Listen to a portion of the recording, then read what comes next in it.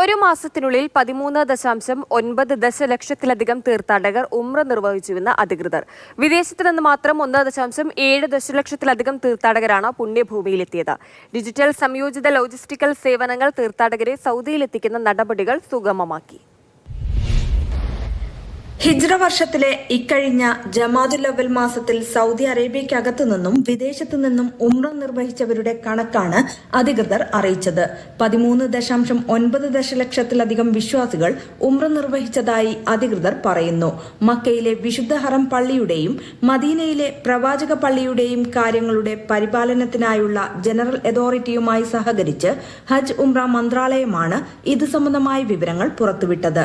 Digital സംയോജിത logistic സേവനങ്ങളുടെ പിന്തുണയോടെ ഈ മാസം രാജ്യത്തിന് പുറത്തുനിന്നുള്ള 1.7 ദശലക്ഷത്തിലധികം ഉംറ തീർത്ഥാടകരാണ് പുണ്യഭൂമിയിൽ എത്തിയത്.